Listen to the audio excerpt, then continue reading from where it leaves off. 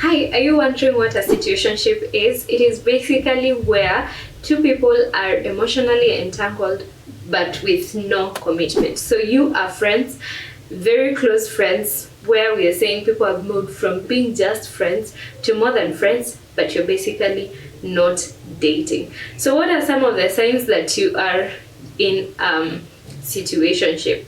Number one is where if one of you gets connected with someone else, either they start dating or they start hanging out with someone else more than you, then you become jealous, or the vice versa, they become jealous when you start hanging out with someone else. Another sign that you are actually in a situationship is where you're not able to connect with anyone else. Either you're not able to date anyone else, or they're not able to date anyone else. So either because people around you think you're dating, or because you're already very invested in this friendship that you're not able to invest emotionally in any other relationship. So that is another sign. And number three is something I've just mentioned, that everyone around you thinks you two are dating when you are not dating. So basically it shows that your relationship has moved from being just friends to being more than friends. In this video I am sharing some of the tips on how to handle situationships from my own experience, because for sure I went through situationships more than really dating. I dated very little, but then for situationships I had two situationships. Then I dated one person before now I dated my husband. So what are some of the ways that you can handle? The first I'm going to share for someone that you are considering to date, and then at the end I'll be sharing for someone that you feel you don't want to continue into a long relationship, in a long-term relationship. You don't want to date that person. So first, number one is talk to someone. For a person you might be considering, talk to someone, because most times when you are invested in someone emotionally, you might not think logically. So when you talk to someone about it, they might be able to see an angle that you had not seen, and then they might be able to advise you. So as even you talk to someone, look for someone who is mature. Doesn't mean necessarily someone who is way older, but someone who is mature, someone you trust, because this is very personal. You don't want to start saying to someone, oh, I'm considering so and so, I feel we've become too close and blah blah, and then you hear the stories tomorrow being said out there, or that person has already gotten to know that you are thinking and you probably like them to be more than friends. So talk to someone who is mature.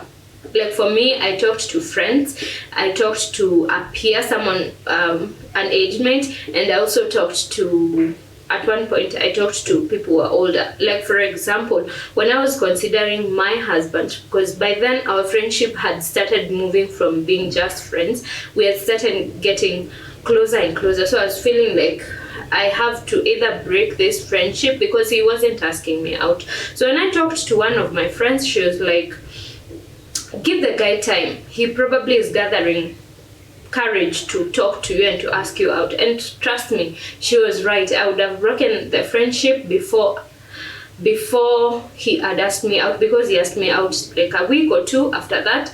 So talk to someone. They might be able to see a view that you had not seen. And on talking to someone for the second time, the second situationship I had, when I talked to one of my friends, she gave me the advice that now is my point two.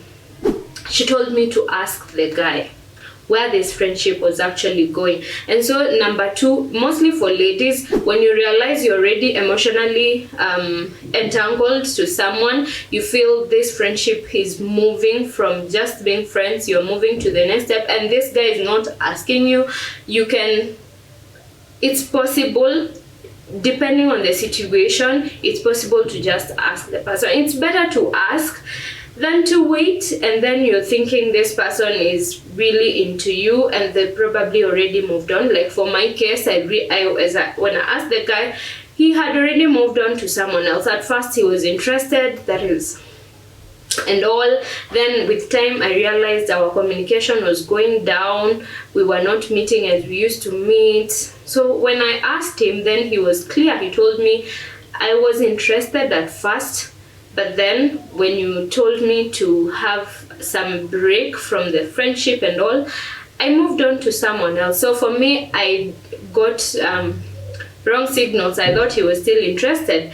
So it is important to ask where circumstances and situations present themselves in such a case, where you just ask someone, instead of waiting and waiting and waiting for a year, for 2 years, you invested in this, but this person is not asking you, you waste time. Yeah, so number 2, it is okay to ask, where is this friendship going?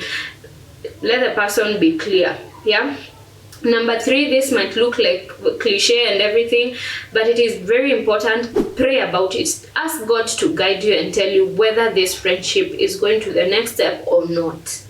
Pray, pray, pray. Ask God to guide you about the situationship that you're in. Sometimes you might think it is not meant to be, or sometimes you might think it is meant to be, but it is the opposite. Yeah, so but God knows it all, so ask him to guide you in that.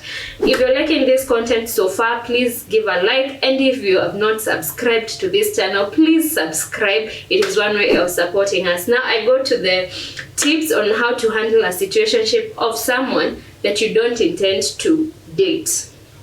Number 1 is cut the connection. Cut the communication. Cut, if you used to hang out, just stop it. But even before you do that, talk to the person. Let the person know that you feel that the friendship has moved from just being friends. For you, for your side, might be different for them, but for your side, you feel you have moved, the friendship is moving, you're emotionally entangled, you're emotionally too invested in this friendship, and you need a break to just be able to separate the emotional entanglement. So talk to the person, then cut communication. Trust me, it is like a breakup. And trust me, situationships sometimes hurt like a real breakup. I've been there and I know they hurt like a real breakup. So talk to the person, cut communication after you have agreed. Cut communication, because if you're still talking, there is nothing like breaking emotional entanglement there. If you used to hang out, stop hanging out. Just stop what you used to do. Whatever was making you very close, stop doing it. The other thing is have someone walk with you. For me, I had a friend that really walked with me, actually in both situationships. So have someone who can tell you the hard truth, someone you can talk to and they will understand when you're probably hurting, because it's more like a breakup. Yeah, have someone that is working with you, someone who is understanding you, someone who is understanding what you're going through, and someone you can talk to when you probably miss this person, because you don't want to talk to this person, so you have another person to talk to. Yeah, a friend. And don't go again to the opposite gender, someone now you will get entangled again into. Talk to same gender, preferably, according to me, someone who will understand you and work with you when you're hurting and when you're going through this stage. Thank you so far for watching to the end. I hope you've gotten some tips on how to handle situationships, because they are very common in Christian and religious circles. It's easy to get emotionally invested in a friendship, and then you realize you have wasted a year or 2 or even more without realizing it. So I hope you've gotten some tips. If you have more tips on how to handle situationships, kindly give more of them in the comment section, and see you in the next video. God bless you.